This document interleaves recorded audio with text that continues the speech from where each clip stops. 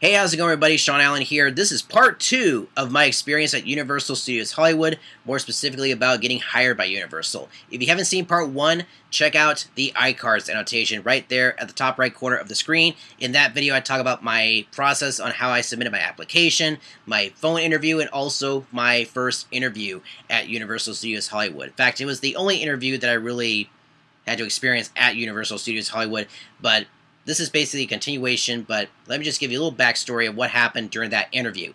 In that interview, they liked what I said, but I wasn't hired just yet because they were still going through a few, I guess, stage in terms of trying to make sure they get the right people and hiring the right actors for their scare actors, because the position that I applied for was maze host for Halloween Horror Nights.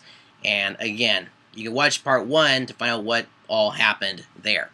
And the reason why, again, they didn't hire me was because of that particular reason. They weren't ready. So now we had to do another waiting game to find out if they want me to actually work for them. So I had to wait a while, a few days, and I believe I got the phone call on a Friday, and I was kind of predicting it was going to be a Friday because the first time when I got my first phone interview, they scheduled it for a Friday. They also called me on a Friday one day. And so it was like, okay, so I'm predicting they'll be calling me on a Friday again. So they called me on Friday, and they asked me if I still was interested in the position of being a maze host. And they reassured that this was going to happen, that I was going to do what they told me I was going to do. And I was like, yeah, absolutely. I have no other desire to, do anything else, so let's do this, right? So they were like, awesome. So they sent me a day to basically go into Universal and to sign paperwork and maybe talk to somebody there if I needed to. And the last words on the phone was, "Welcome to Universal." Well, I really dropped the ball on this one, guys. I meant to record this, but for some reason I forgot the camera. And when I found it, the battery was completely dead, so I had to recharge the battery. So now I'm recording this a day later from this event that happened on August 4th, 2017.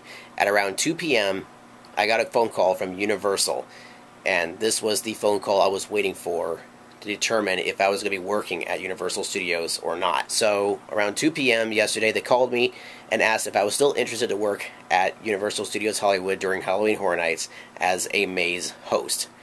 And I said yes, obviously. Well, guess what, folks? It is official. They want me, and they're giving me the position of maze host. This, of course, is very exciting news. I'm supposed to meet up with Universal in a couple days from now, Monday, and we're going to be going over our paperwork, my name tag, and a few other things too. I got some other things coming up later on in the week, which I probably can't film, but this is really exciting. This is going to be my first time ever working with a movie studio / theme park. I haven't really done anything like this before. And I know for a fact I didn't state what a maze host does in the first video, so I'm going to go ahead and state it right now. A maze host is basically somebody that stands out there and makes sure the lines are in check, like making sure that people go in at the right time and making sure nobody's rowdy, and basically calls out, the orders. And I'm basically like a step below security in terms of safety, because not only do I have to keep the guests safe, but I also have to keep the scare actors safe, because I'm dealing with all these actors, and it's really a big project, right? And that's kind of like the basic idea of what a maze host is. So there's a lot of responsibility in being a maze host, and yes, like with Peter Parker, with great power comes great responsibility, right? I have a lot of power, so there's a lot of responsibility with this project, or this position. I was really excited. They scheduled me to come back to Universal the following Monday, and like I did before, here's video footage of me at Universal dealing with the paperwork. I don't actually show you guys, me actually working on the paperwork, but this is a vlog that I recorded while I was there at Universal, more specifically Universal City Walk, and here it is. Enjoy. Good morning, everybody! Okay, so I'm about to head out, and I go to check something in my room, and my belt buckle, or one of my belt loops, just caught the doorknob. I'm like, coming into my room, gonna check something, then Here we are, folks. We are back at Universal, the entertainment capital of LA. This is the Frankenstein parking structure. We have made it. By the way, folks, little update for you all. General parking, $25. Yikes. Over here's King Kong. You know, I see Hogsmeade. There it is. Hogwarts Castle is right there. I'm going to be shutting out the camera for a while. See you in a little bit. This is where the fun begins. Part 2. Here we go.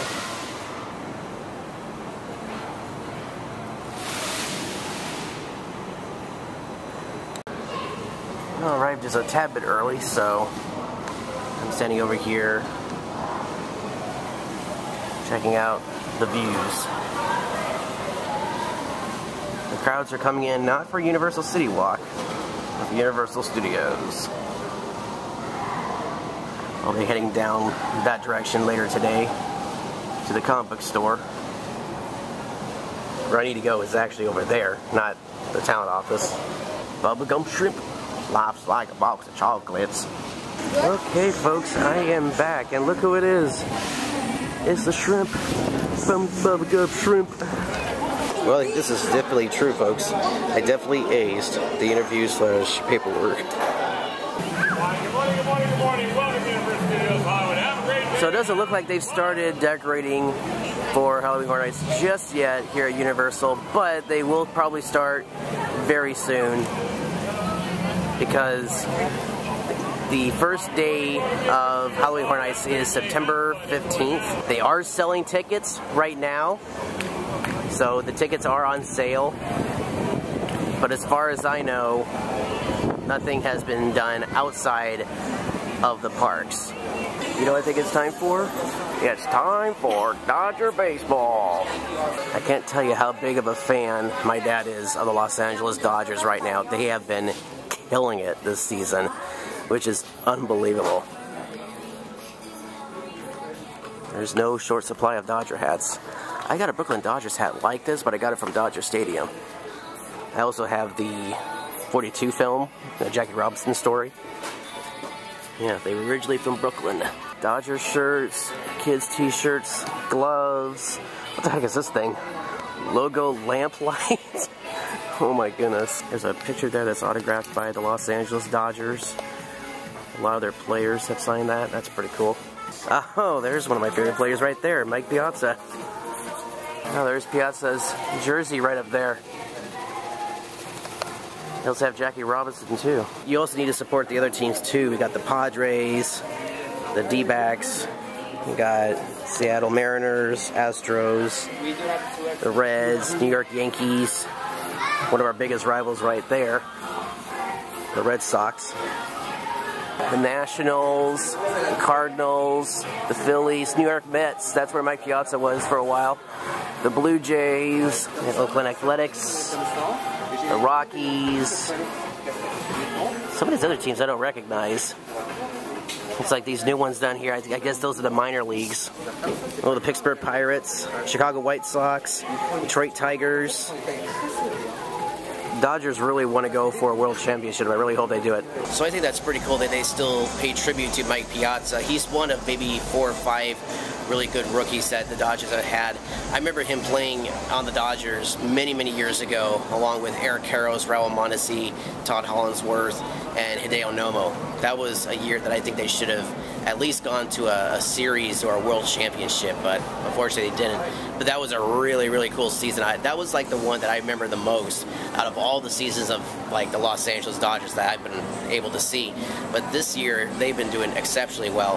And speaking of Mike Piazza, look at this. They had a little Lego figure of him. So I'm like, yeah, what the heck? This is like the only one I saw from the rookies that I just mentioned. So anyways, there he is, Mike Piazza. He's a Lego figure. He's actually in the Hall of Fame too, so that is actually really, really cool. I also have a glove that was signed by Mike Piazza. It's a catcher's glove, of course, because he was their catcher for a long time. His number was 31. As I mentioned here before, they've got all these different little shops here. They got Subway, Smash Burger, Panda Express. I am feeling like a pizza today. I'm actually looking forward to seeing what this is going to be. This looks like some type of seafood. It says Hawaiian style, but the fish on there indicates it might be seafood at some point, but I guess we'll find out. Anyways, gotta get some pizza from Pizza Hut. So I got me the pepperoni pizza. I got a combo, and apparently it came with breadsticks. So let me see what the breadsticks look like. The breadsticks are in there. That looks pretty good. Might save those for later on, but yay, pizza time. So lunch was pretty good. Sorry, just totally pulled a Rick and Morty there. The pizza was awesome, and the pepperoni, it was like the best pepperoni ever. And of course, you got the 0-calorie soda. You know, you gotta have 0 calories in a soda. It's like definitely like a 0 down soda. It's really good. Tried to do a little impression of Rick there for Rick and Morty, but anyways, I'm out of here. Goodness. I thought for some reason I thought I was done coughing there. I just went into a coughing fit. Excuse me. And don't start laughing now, Sean. They'll come back. Alright, so I'm in the car right now heading home. Whew, boy, I'm still trying to get over this cold, guys. But I mean, it's going away. It's just that every once in a while I have these little coughing fits, and it really drives me crazy. And anyways, I was feeling better until just now when I had the coughing fits. Not fun at all. The good news is that it is official. I finished off all the paperwork. All that stuff's taken care of. I got to deal with this union thing that I have to deal with as well. They also talk about like payments and stuff like that. And I mean, I'm going to go over that stuff later on. But right now, I'm just really out of it. So that was it. That was my day at Universal City Walk. It was, basically the vlog was kind of like me having a little bit of fun at Universal because why not, right? I just got hired by Universal to work at Halloween Horror Nights. This, let me just say, that was like the happiest moment of my life. Here I am, getting hired to work at a theme park. Yes, I know it's not Disneyland. I would love to have worked at Disneyland, but again, like I stated in the previous video, it's about 2 hours away. Universal's 10 minutes away from me. Big difference, right? So, just getting hired by Universal was good enough. It's just like working at Disneyland. Maybe a little bit different, but yes, it was the happiest moment right there after I left the office. This is where the video is going to end right here because I know I would like to have added the orientation stage into this video, but I feel like that should be another video for like another time. But this is really exciting. When I'm posting this video, I have like another week before I go to orientation.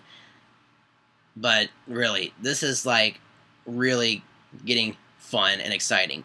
So part 3, I'll be talking about my orientation day, which technically is my very first day working at Universal. I don't really see it that way. The way I'm going to end this video is when I actually start working at Halloween Horror Nights.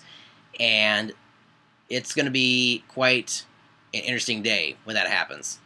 So, on that note, guys, that's it for part 2. I hope you enjoyed it. If you like this video, please be sure to give it a thumbs up, favorite the video, and by the way, if you have anybody that's actually interested in working at Universal, let them know about these videos. Share it with your friends. It's greatly appreciated. Don't forget to check out my other videos here on YouTube. The vlog series has a lot of vlogs, obviously. I deal with stuff with Universal, the Los Angeles Zoo. At some point here, I will be getting to Knott's Berry Farm. I don't know when, but at some point I will.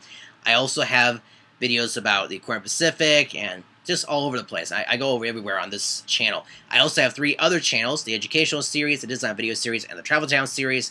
I'm on social media. I got Twitter, Facebook, Instagram, and LinkedIn. I also have a P.O. Box, so if you want to send me mail, the address is down below in the description of this video. Well, guys, thank you so much for watching. Be sure to check out part 3 of this series. It may show up here as an iCards annotation. If it's not up there just yet, just be patient. It will be there soon. And, yeah. By the way, when I'm recording this video, I also don't know what maze I'll be working at. I know there are a total of 8 mazes this year. When I get to the actual orientation, I'll actually talk about the mazes and then let you guys know what maze I will be working at. So, that all said and done, that's the end. Thank you so much for watching. End scene. And as they say in Hollywood, that's a wrap.